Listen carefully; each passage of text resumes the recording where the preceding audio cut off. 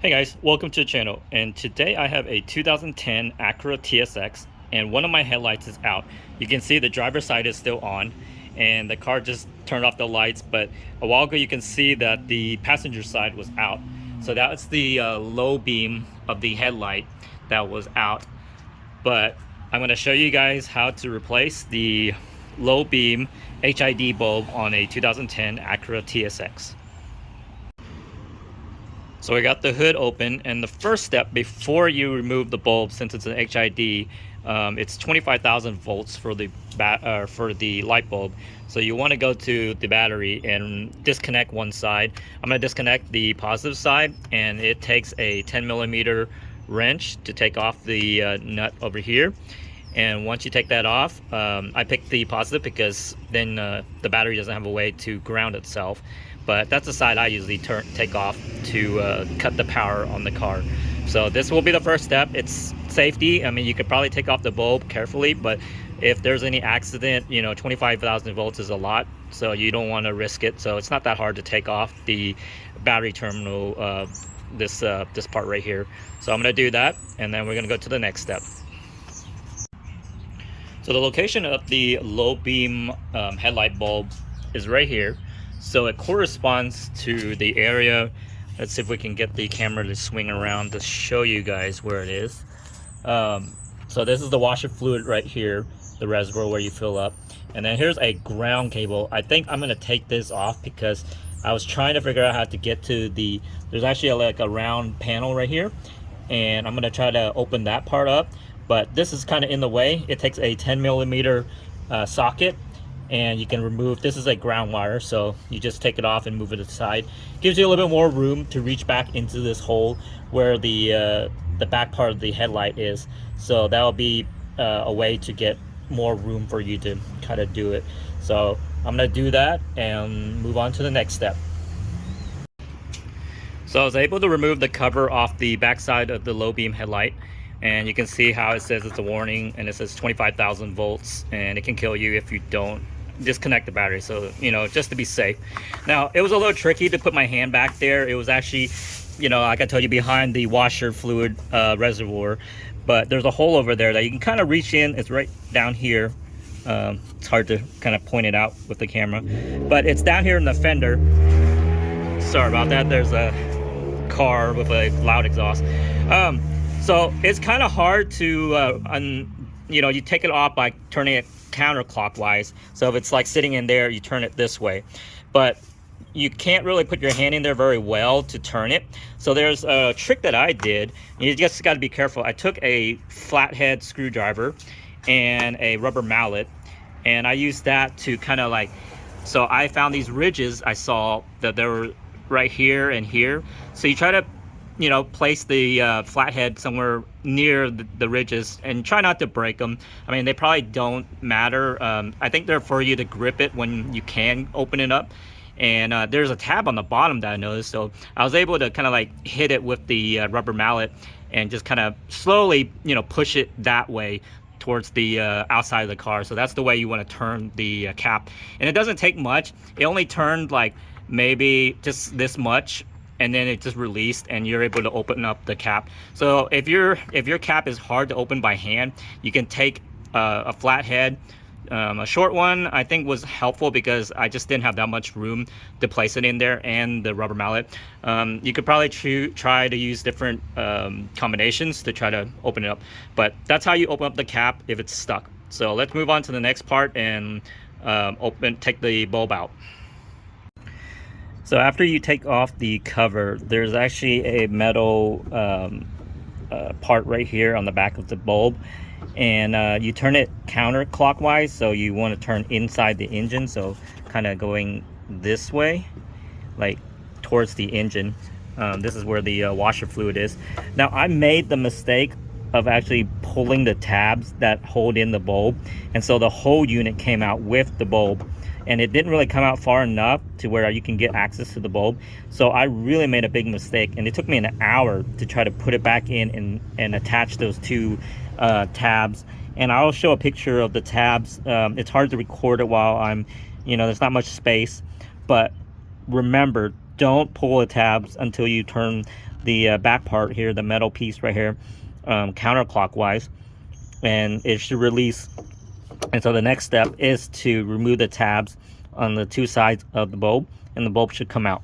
So remember to do that, because that was like my biggest mistake, and it took me an hour trying to figure out how to resolve that. But the next step is taking out the bulb.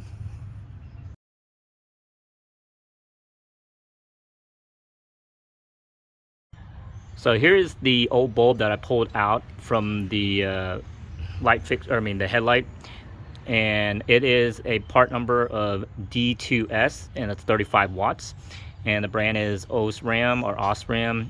Probably saying it wrong, but so this is the bulb, and I actually did buy the correct brand too. I didn't know what the original OEM bulb is. This first time pulling it out of the headlight, so I did get the same version and the same intensity. So it's a 43, like 4,300K bulb. I'm not sure if it says it on the package, but I don't see it. I did order it on Amazon. It costs a lot more when you go to a local like parts store in your city. So it was like about $100, and I found this for about $43 on Amazon. And I will leave a link below in my video if you guys you know, want to grab one of these bulbs. I know you can get higher value for light bulbs, like, you know, 5,000K, I mean 5,000, not 5,000K, 6,000, and like you keep on going higher. But you know, it goes from white to blue to purple and pink or something like that when you get really high. But you need to know that when you get higher and higher, the color looks cool, but your distance on like lighting deteriorates when you get higher K values of the light bulb. So the original is 4,300, and you know, you can go up to 6,000 from what I heard to be, you know, still kind of okay, and if you want the white lights. But I just wanted to go with the stock lights, so I got the 4,300K temperature for these light bulbs. So I'm gonna put this back in, and sorry about that. There was a crazy person with an ATV just running around the neighborhood, and it was just really noisy. But what I was gonna say is I was gonna put the original back in and reverse the steps that I did and see if the light bulb works again. And I forgot to mention that if you take out the light bulb and kind of shake it, like, sorry I didn't get in the camera, but if you shake it, there's a sound. That means the bulb's kind of bad too. I have a little bit of a sound on this, so that's how I can tell that for sure this bulb is just gone. But I'm gonna move on to the next step of reinstalling the light bulb. So one thing to note is the light bulb actually has some grooves on it, and it should go straight in. And I believe, let's see if I can get my hand to show you where it should be. So about this part right here, there's some grooves, like 2 little grooves for the light bulb. And if you can put it in there, let's see if I can show you the original one. So there's these 2 little grooves in the light bulb, and it should go in there and go in straight. And if it's in the right place, it shouldn't be able to turn. And so that's how you know that it's in it. And you just gotta figure out how to do it. I can take a I think I took a picture just to be able to see where it goes, and just try to guess and imagine where it is and try to put it in there straight and onto the grooves. But that's another key to tell on these light bulbs, is you got to put it in like that straight. You don't have to turn it, but you just got to line up these little grooves right here on the back side where I showed you just earlier. But let me try to do that. I can't really hold the camera and put the light bulb in at the same time, but that's my tips right now on putting it in right now.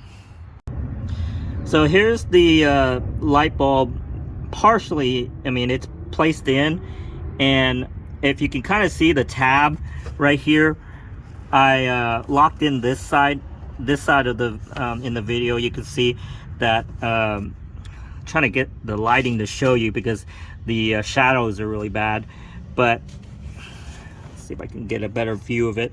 So You can see one of the tabs is locked in behind that metal plate. You see a little screw, like a Phillips screw, and that's like where that plate is.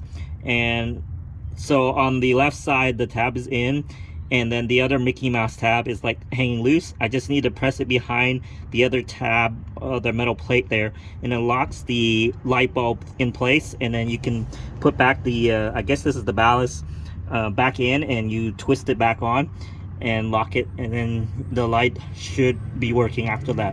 So let me put that all back together and see what happens.